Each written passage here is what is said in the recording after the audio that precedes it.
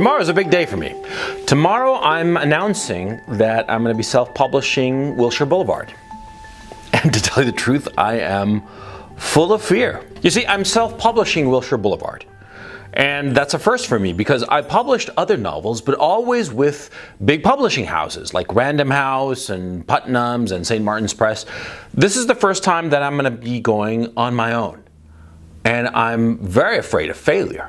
But see, my self-publishing adventure is not the issue of this video. It's something quite different. It was sparked by this adventure that I'm about to undertake. But there's a point here. See this novel, Wilshire Boulevard, right? I tried to publish it back in 2016.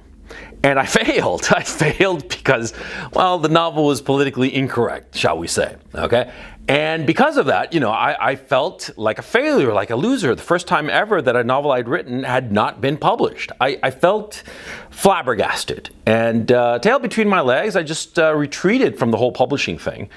And insofar as the novel is concerned, see, I just took it and put it in a bottom drawer.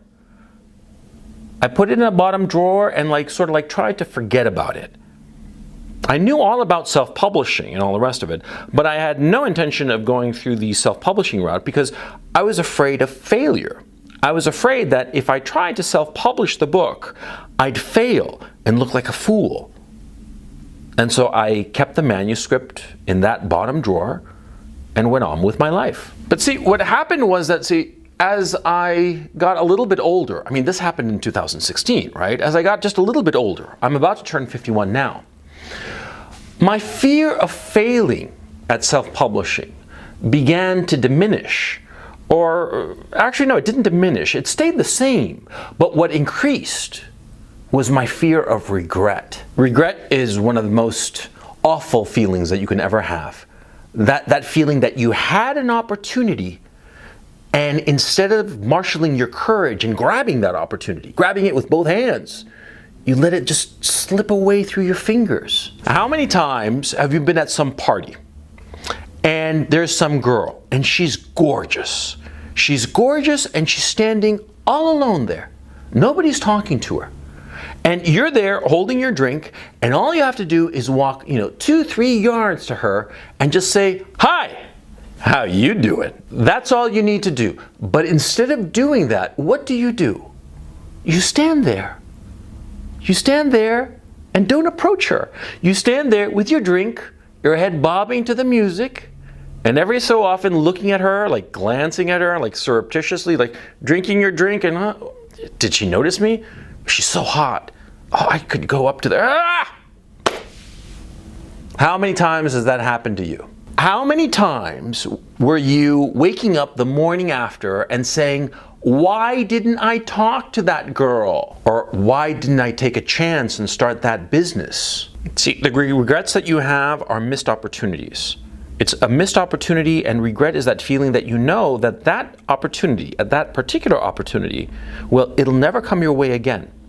And it's very different from the fear of failure, Because when you fail at something, it feels shitty, of course, but you feel no regret. Of course not. You don't feel any regret because you tried. You tried and failed. There was that girl at the party and she was really hot. You went up to her and you said, "How you doing?" in your sexiest voice, and she just looked at you with contempt and walked away. Well, of course, do you feel good about that? No, of course not. You feel shitty about it. But you don't feel regret. You went and grabbed that opportunity. You went up to the girl and tried to talk to her and she blew you off.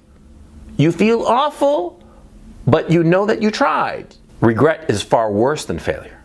Because see, with regret, you're always going to be wondering, could I have succeeded? Would she have given me her number? Would she have maybe gone home with me that very night? You'll never know. See? Because it could be that if you'd gone up to her, she would have blown you off. Or it could be that if you'd gone up to her, you would have discovered the love of your life. And you'll never know which it was. That is the awfulness of regret. Because with failure, well, you know what happened. You failed. Big fucking deal. You're going to fail plenty of times. I failed plenty of times. I mean, so many times I can't even count in my head how many times I failed, right? But regrets, thank God, thank everything holy and good in this world, I have so few regrets. You know which one is the biggest regret I ever had? A girl named Macarena. Like the song. She was gorgeous. She had like long, curly brown hair. I mean, like in these little like spiral curls, natural, right? And she had these blue eyes. I mean, they were so blue. I mean, it was just like the color of the sky, right? And she had like skin that was just so silky smooth, and she had just an incredible body, and she was like right my height, you know, she's like 5'8" or so, you know, just like not quite model height, but just, oh, she's just perfect. She was so gorgeous. She was this girl in high school, yeah, my senior year. This is like 85, yeah, 1985, right? She was smoking hot. I mean, she was so gorgeous, right? And I pined after her every day, and she'd pass me by in the halls, and, you know, I'd be like, oh, what's that incredible smell? Ah! It was the smell of my desperation and stupidity. Because here I am, 34 fucking years later, and I still regret that I didn't talk to her. Not once, the whole fucking year. And I didn't once talk to her. I pined after her every fucking day of my senior year.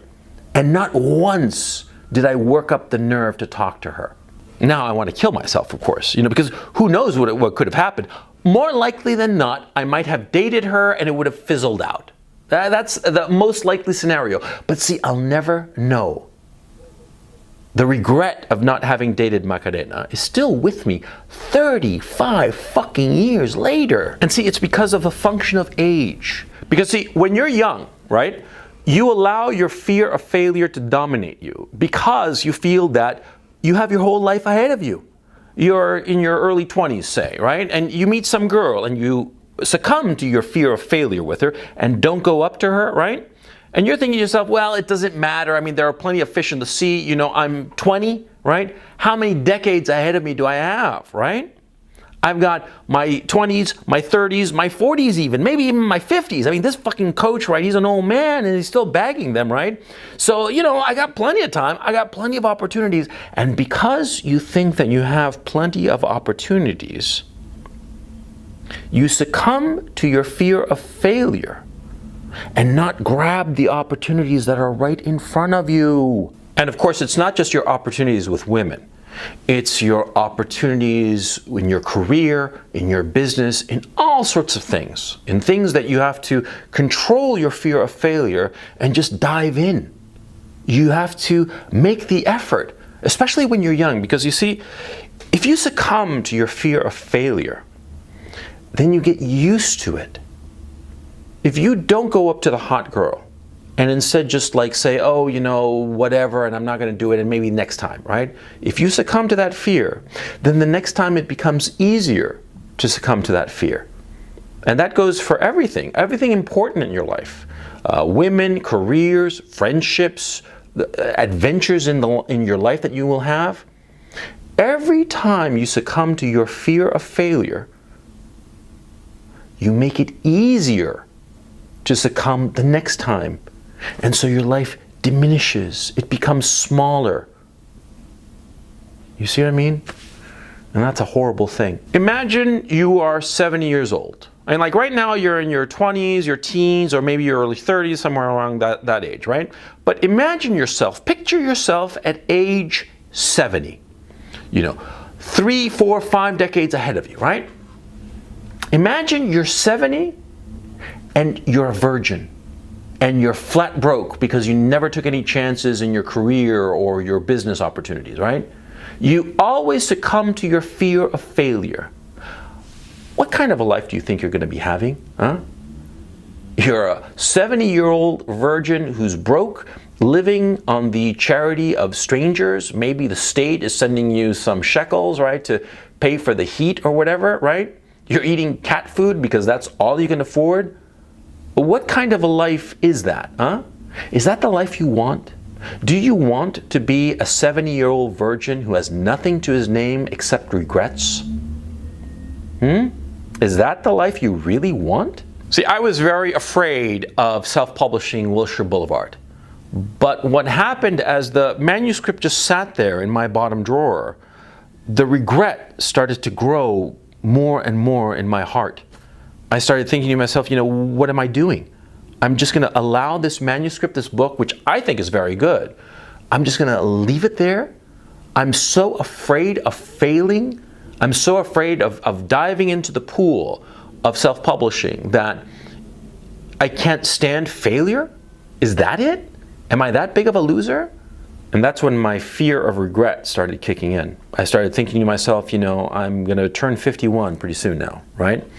And what happens if I drop dead of a heart attack, next year or whatever the fuck, right? What happens if I get run over by a truck? What happens if I just grow old and leave the manuscript there in my bottom drawer and never try to do anything with it? And the more I thought about it, the more regretful I became. And the more I thought, it's stupid. Because what's the worst that can happen? I fail. I put out the novel and everybody says it's shit and nobody wants to buy it. That's the worst that can happen, right?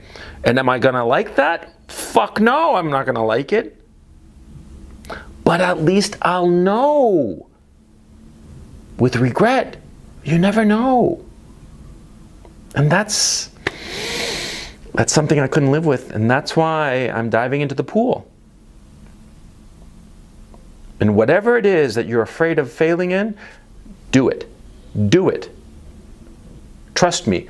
It's not that I'm smarter. How many times do I have to tell you guys? It's not that I am smarter than you. I've lived longer. And that's why I know more. And I'll tell you right now that failure, bad as it is like nothing compared to regret. It's the reason that 35 years later, I'm still regretting that I didn't talk to a girl called Macarena.